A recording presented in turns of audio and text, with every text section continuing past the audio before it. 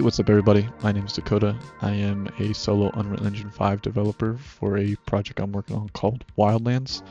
It's supposed to be an open world zombie survival game, kind of giving the mix of Last of Us meets DayZ, with a lot of mechanics from other survival games like Icarus, Ark, um, Sons of the Forest, and The Forest alone. I'm personally using a template called MST Pro. It's by Games by Hyper, sorry. If you don't know what that is, I definitely recommend checking it out. It has saved me a lot of time. If I wasn't using that as a base, I'd be spending years working and making these systems myself. The way that they went about making them is very performance in mind. So they're all about keeping up with performance and the new stuff that Unreal Engine incorporates as they update it.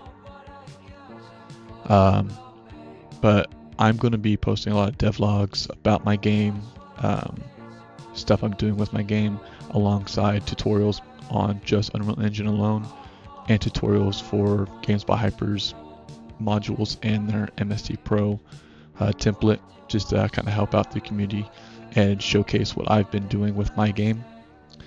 My goal is to help spread awareness about MST Pro and Games by Hyper's stuff, as well as spread awareness about my project. My dream is to become a full-time game developer. I love doing this. I've started out doing mods for games like GTA 5. I created my own 5M server, my own scripts for 5M. Ark, I was running servers on that, creating scripts. I was running servers on DayZ, creating scripts. Like I've done a lot, and I finally moved into game development a while back ago, and this is what I've been doing with it, with my time. Today we're going to be talking about a tutorial for a asset that Games by Hyper made called an icon creator.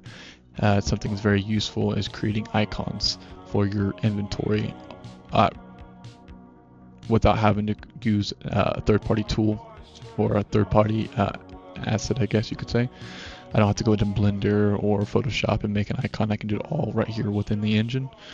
So I'm going to show you guys how to incorporate a data table, what we call data table items, which is what holds all the items for the game.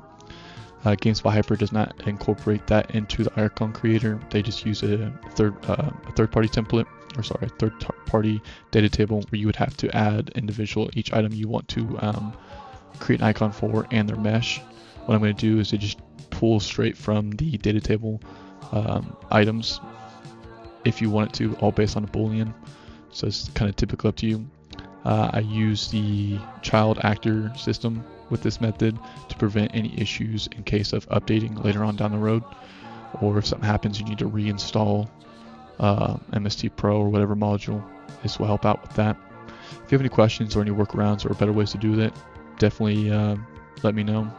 You can find my Discord for Wildlands in the description, as well as the link for MST Pro and Games by Hyper alone in the description as well. So first things you want to find the BP icon resolver icons. It's just going to be in Hyper icon creator, blueprints, and then data table resolvers from there.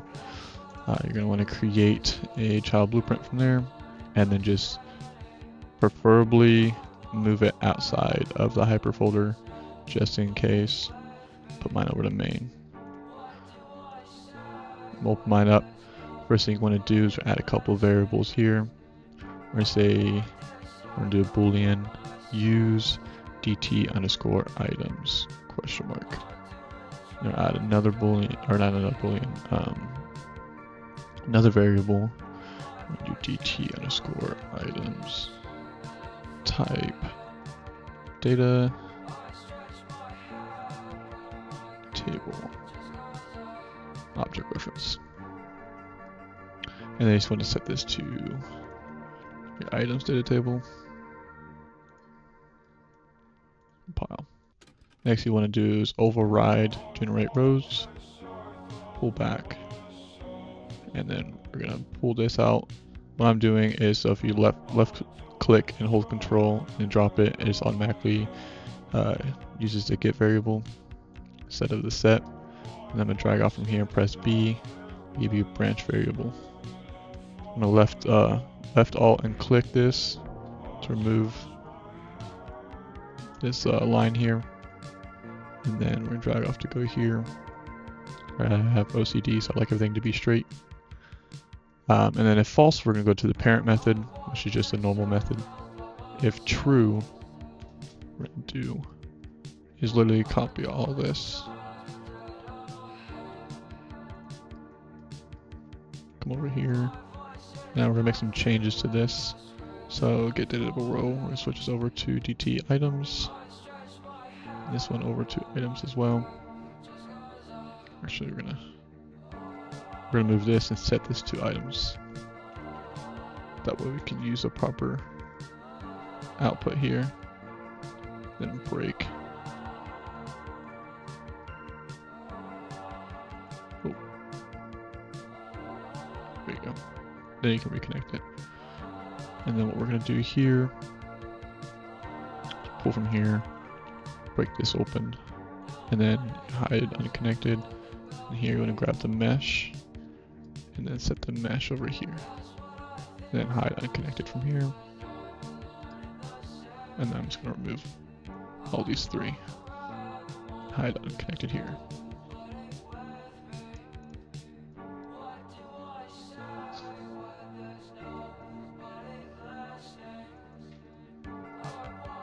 And then connect that in there.